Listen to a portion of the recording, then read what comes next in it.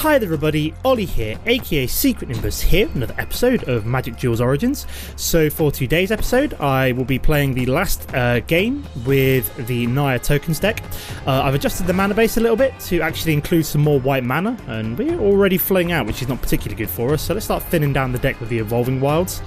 So for the first game of the day, we're playing Pytown Studios. I'm not doing particularly well on my rank at the moment. I've just not had time to play, and I'm just, not doing particularly well in terms of actually wins at the moment.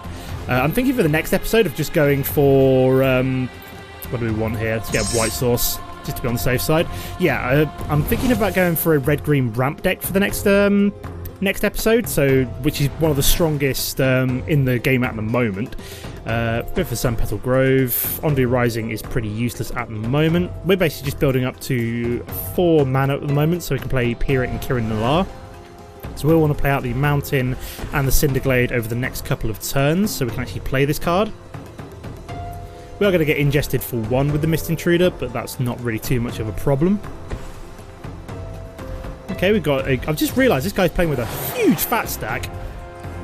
Wow, that is an insane fat stack. He's got like 80 cards in this deck, although, it's not good for us considering that we're already getting aggro down, but hey-ho.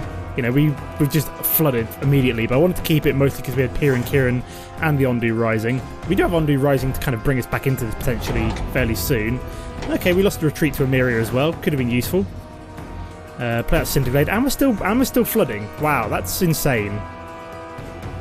Not a good deck to be flooded in. You want to be aggressive, so I think I've only got 22 mana in this deck, which is the annoying thing as well. No gates in this deck, it's all just potential tap lands, but they all pretty much come in untapped unless I'm being silly with Cinderglade. Okay, retreat to Aggro. It's not too bad. Means if he plays mana, he gets either gain 1 life and I lose a life, or... So we're going to go down to 16 already.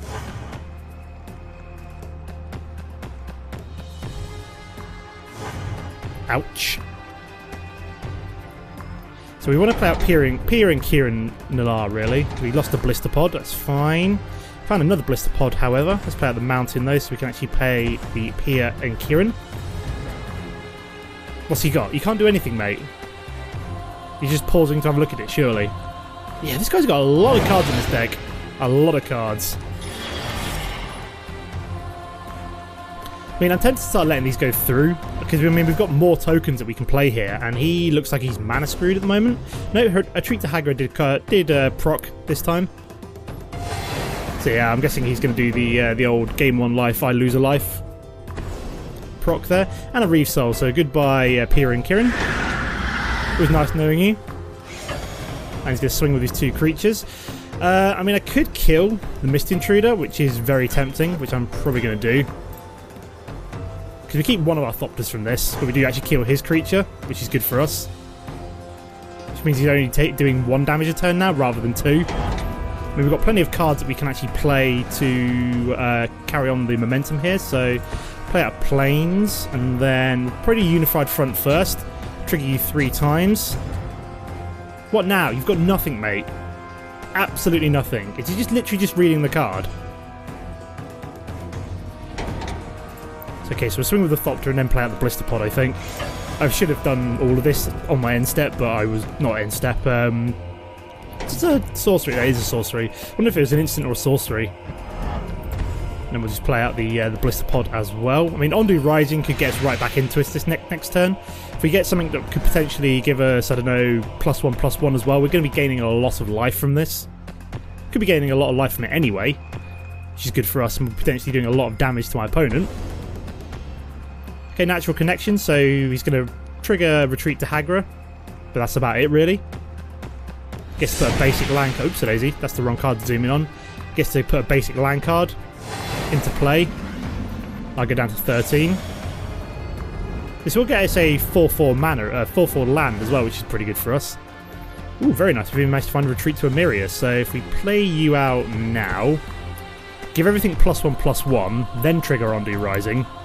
So then we go for the Plains, give everything +1/+1.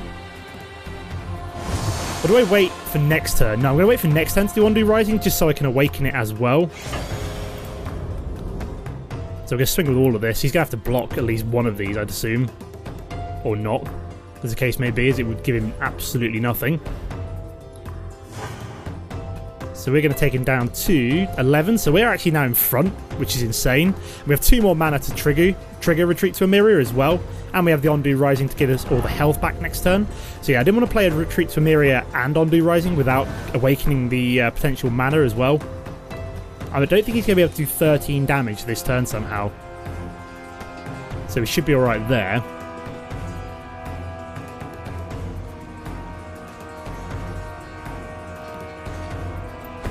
So let's see what he does. Okay, so he's played a Carrier Thrall. That's not really too much of a problem here.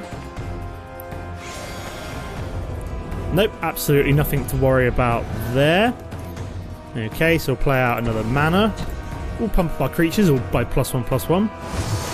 Then we'll play Undo Rising and we'll awaken it too. So we'll make sure that we actually choose a mana which isn't being... And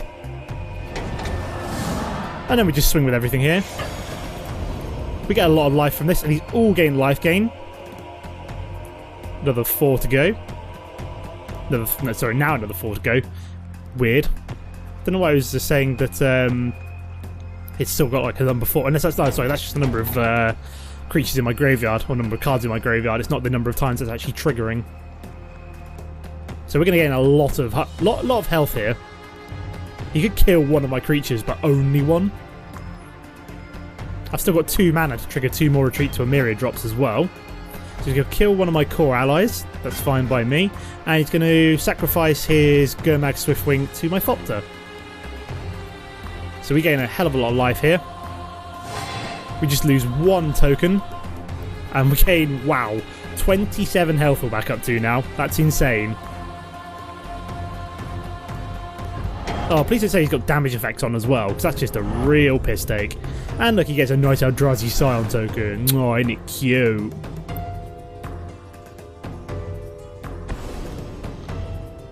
So the only thing which would really set me back now would be Languish, if he's got it, of course. But we would get the Blister Pod back, which would be good for us. No, he's played Mind Raker, so... does that one do? Opponent discards a card. Okay, that's fine. I toss away one of my manas. Goodbye, Canopy Vista. He's probably like, haha, forced him to toss away a mana, but no, I have another one as well. Don't know why he was pausing there. Very random. Oh, look, we've even got Thopter Engineer, so I could actually do this as well. Just to, you know, really take the piss. Yeah, mate, you've lost, because even if I didn't have the forest to trigger all these +1/+1, you'd still be dead. Just to like really stick the knife into his back. This is the point at which you lose, my friend. I think he decided not to block. There we go. We managed to get him all the way down to -13. Okay, so that's a pretty successful first game for the episode. So as soon as damage effects go through, my god, why do people have to leave damage effects on? I will never know. Okay, let's move on to game number 2, guys. Okay, guys, here we are for game number 2. We're playing the rank 30 Negentas, something like that. I'll double check it in a second. That's not a bad hand to keep, I think. Negengast, that's what I'm looking for. So let's start off with the Evolving Wilds and make sure we pop it. Would probably be a good idea. Can't remember if it was in the match we just played, or the one I decided to scrap before the episode actually will start. I played one game and basically didn't pop an Evolving Wild straight away, and everything went bad, like south from then on. So, but yeah, we've got the Evolving Wilds to play here. So let's play you out. So we've got all the mana we need. Basically, we've got 2 white. I might grab a red source here just because I just need that. So he's playing green, which is in green-white at the moment. Okay, and we've got a Gatecreeper Vine. So we may as well pop Evolving Wilds now as we know what he's playing. Grab that mountain, just to be on the safe side. Probably should have grabbed a swamp maybe, actually, just so... I've just realised I can't actually play Rot Shambler now because I've been a big old dummy. Whoops-a-daisy. Should have grabbed the green source in hindsight. But we'll play out the Cinderglade. Why not? We can play out Ghirapur Gearcrafter next... No, we can't even play out Ghirapur, so we will be playing Rot Shambler next turn, followed by the Ghirapur or the Veteran War Leader or the Ghirapur Gearcrafter the turn after that. We've actually got a really nice hand going right now. It's just kind of going really slow. Okay, he's played Blood Cursed Knight, which is interesting. So that's going to be potentially quite tough to deal with. Play out Sun Petal Grove. Oh no, we do play that out. Oh yes, of course, because this counts as a forest, doesn't it? Okay, so we definitely do want to play out Ghirapur Gearcrafter this turn. So he'll put the 3/2 under threat unless he can. So if he controls an enchantment, Blood Cursed Knight gets +1/+1 and has lifelink. Okay, that could be more difficult to deal with. So hopefully he doesn't find an enchantment now. I'm guessing this is green, white, black life gain. This would be my assumption. Okay, so he's got Monvuli Acid Moss. That's not really too much of a problem for us. I mean, it sets us back, like, I don't know, a turn or so, but we can't play Eyeless Watcher or Unified Front, but we can still play out Veteran War Leader and Rot Shambler, so... Play out Sun Petal Grove, and we'll drop ourselves the Rot Shambler this turn, I think. Just because, in case we have to block that 3/2, we could potentially get a pump up for our Rot Shambler, so I will swing with the Thopter. Why the hell not? May as well get the ball rolling on taking it down.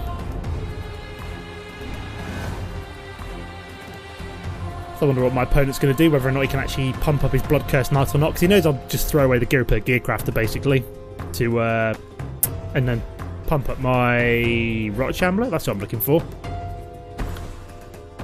Yeah, we could do that 4th mana again now. Oh, wow, Woodland Bellower, where the hell did you come from?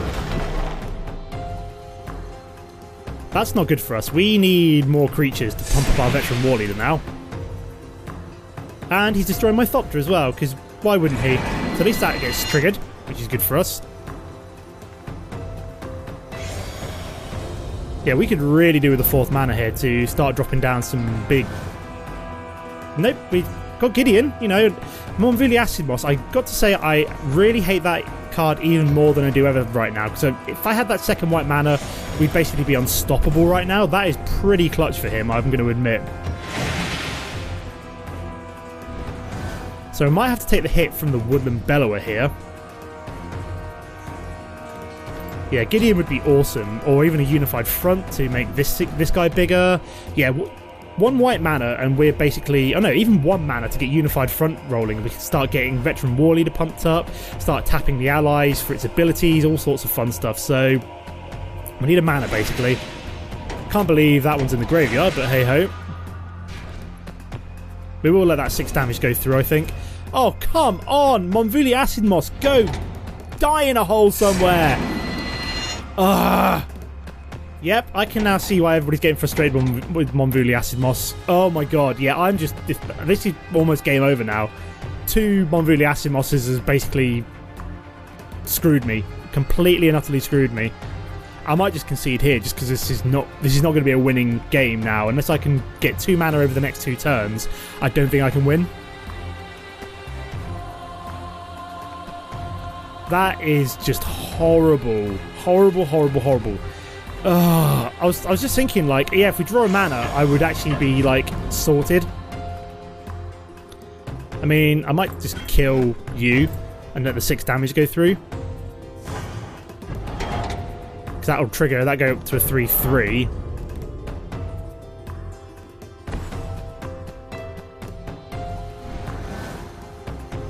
We got 1 white mana, so we're almost there. Just skip attack. Yeah, we got to hope that we pull a mana next turn and he doesn't have another Monvuli Acid Moss up his sleeve.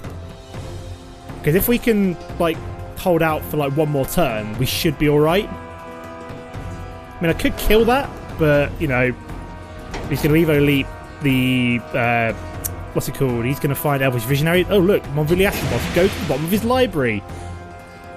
Go die in a hole somewhere, Monvuli Acid Moss. My god. I just realised how hungry I am as well. I hope you guys can't hear my stomach rumbling, but I am starving.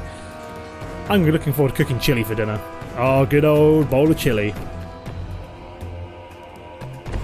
Yeah, if we can get a pull of mana next turn, we're saved, basically, because this Veteran War Leader is suddenly going to be awesome. Suppression bonds. Oh, come off it. Oh, no. Okay. He's gone for the Watch Shambler. That intrigues me. So we're just going to skip blocking there. We'll go down to 6. Come on, mana. I need you now. Don't fail me now, deck. Don't fail me now. Come on. Mana. Dragon Follower doesn't really work for me, but hey ho. At least we've got tokens which we can just like throw in a hole somewhere. We can still do this. We can throw away like a goblin in front of the Woodland Bellower. Unified Front is more important than anything right now, just because it's going to allow us to really quite heavily pump up our veteran war leader. Oops a daisy. So he's going to sacrifice one of the elves and going to try and find something big, I'd assume, from the Bloodcurse Knight. So that would actually have like lifelink and +1/+1 now, which is even worse for us. So we need to throw away a goblin in front of the Woodland Bellower to keep ourselves in the game at the moment.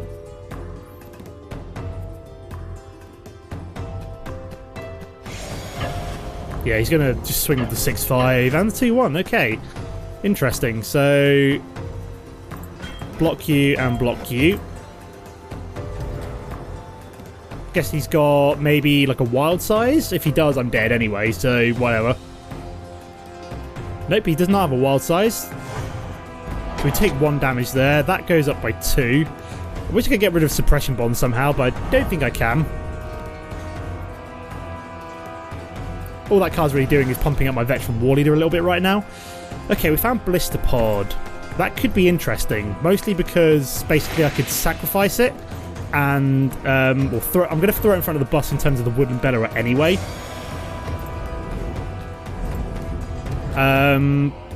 This is not good for me. So he's going to throw away the 1/1. And he's going to find a Gatecreeper Vine. I mean, I don't like having to do this, but I think I'm going to have to like nuke the Bloodcurse Knight with my veteran war leader, which is really sucky because I wanted to keep that around. Oh no, I could just about get away with this here. Providing he doesn't have any kind of pump up, I can actually let that 4 damage go through this turn. So he's going to find another Elvish Visionary. This is really tense because I could potentially still win this, but I'm not holding my breath, put it that way.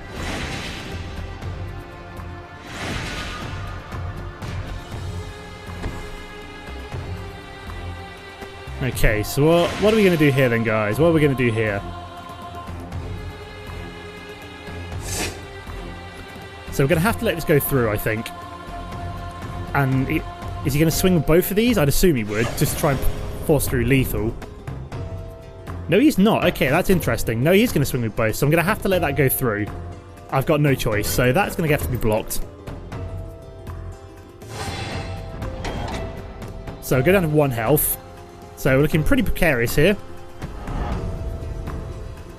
So we do have the Eldrazi Scion now to actually play our Unified Front unless we get a mana.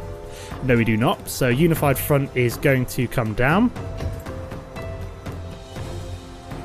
We'll skip attack. We can play Unified Front 3 times. Which gets us 3 tokens, which makes that a 5/5 with First Strike, which is good for us. Okay, so he's Evo leaping. Blessed Spirits. So I don't know if we can do this here. Like, I don't know whether or not me...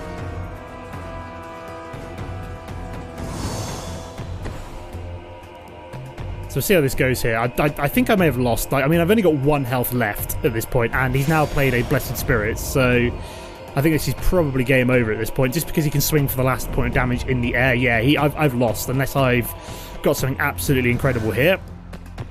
No, nothing incredible at all. I mean, I could do Undo Rising, gain some health, but that's about all I could do here. I mean, you know, that's about it. That would keep me in the game for maybe like a couple more turns, but nothing particularly special. I think I might have to do it just because. So we're going to tap you. We'll give it Vigilance. And then we can potentially tap it again to get First Strike. So it's going to get lifelink, which means we potentially going to gain 5 health here. So he's going to block with the 1-1, that's fine. No, he's going to block with the 6-5. Okay. Nope, he decided against that too. Okay, still going to block with the 1-1. Okay.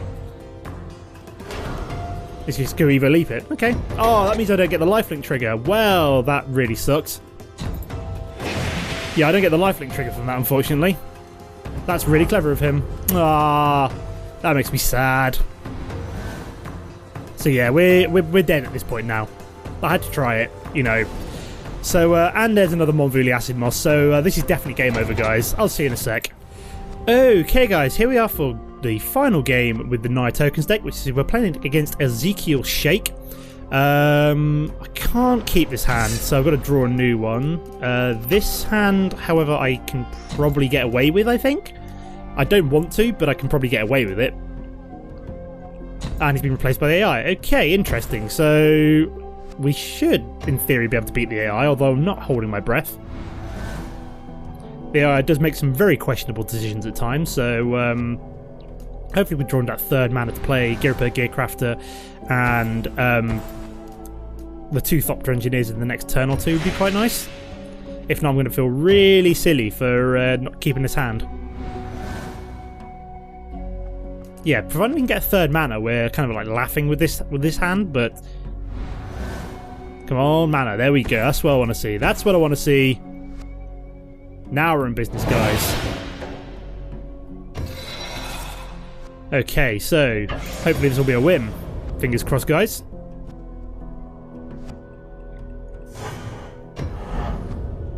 Yeah, I'm definitely going to play with a Gruul ramp deck because I hear it is the most, like, probably the best deck in the meta right now, and I really want to give it a try, get some good wins under my belt, and actually, you know, kind of motor on with unlocking a lot of gold in time for Oath of the Gatewatch, which I don't know how many of you have heard, but Oath of the Gatewatch is now scheduled for an April release to come out at the same time as Shadows of Innistrad, so we'll be getting 2 expansions at the same time, dropping simultaneously, which is going to be interesting. So basically my target is to unlock as close to 24,000 gold by April as possible. That is the plan, at least. So I don't know if it's going to happen or not, but we'll give it a good go, guys.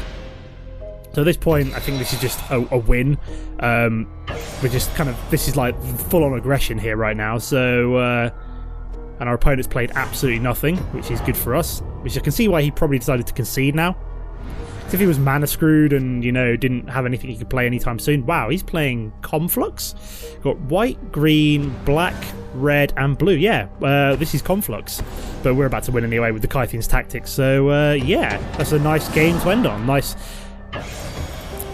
way of actually kind of finishing off with the token deck with a win. Awesome. 2 games out of 3 isn't too bad. Sorry, Ezekiel Shake, you did not have a good hand there, mate. Okay, so that is the end of the episode for now, I think. So I think we've got some gold to unlock. So we go up a rank. We get... Ooh, that was close. And we also get 60 gold for winning 2 games with a red deck. There we go, guys. So I will leave the episode here for now. As always, guys, don't forget to comment and like if you enjoyed the episode. And I'll see you next time. Goodbye.